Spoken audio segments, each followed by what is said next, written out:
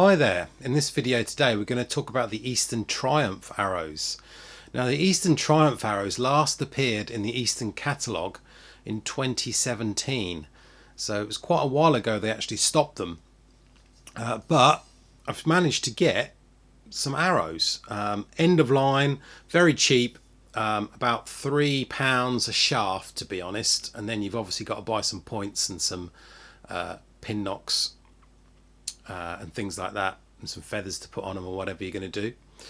So I've managed to pick some up fairly cheaply. I did already have some, to be honest. I bought some when they were readily available, and I used them on my compound and on my recurve actually.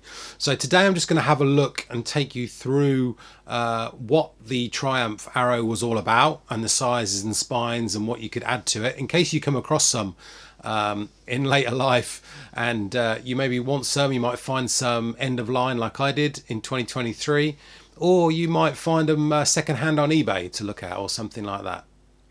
So the Easton Triumph came in 4 spines. So the ones I've got are 500s. They then did a 450, a 400 and a 350 as well. So just 4 spines. All 4 sizes were made to the maximum world archery 9.3 millimeter outer diameter, so they can be shot indoors, outdoors at most kind of competitions. They had a built-in 7% front of center, and they had a front reinforcement for durability, and we'll have a look at that in a moment. They had multi-layer carbon fibers and 7075 alloy, and they had a straightness of plus or minus 0.002 inches and a weight tolerance of plus or minus 1 grain.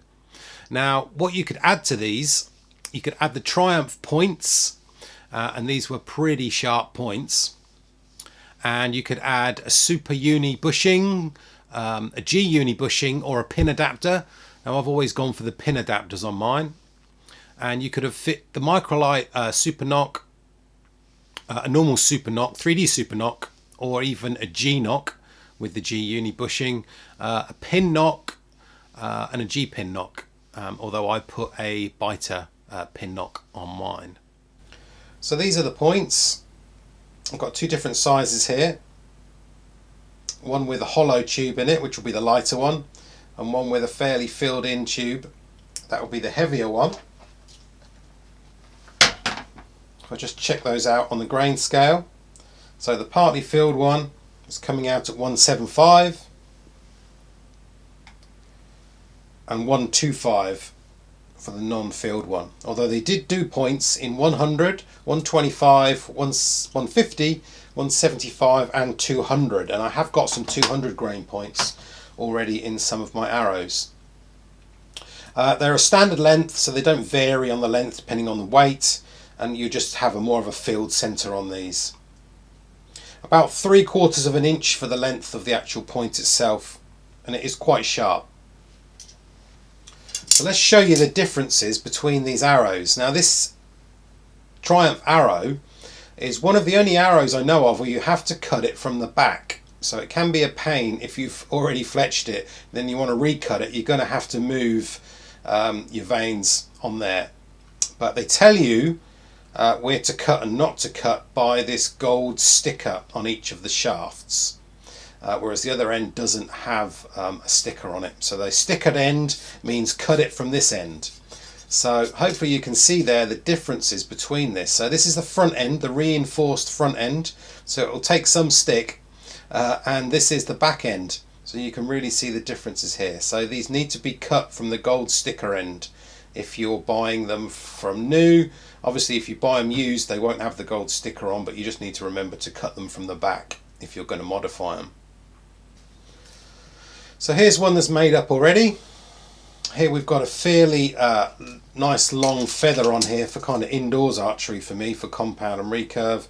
It's a 4-inch feather I've got on here, 2 oranges and a black to kind of try and match the decal on here, the graphics, and then a pin knock on the end, and it's a biter pin knock in an orangey colour to try and match on the fletches there as well, and then all the way to the point on the end.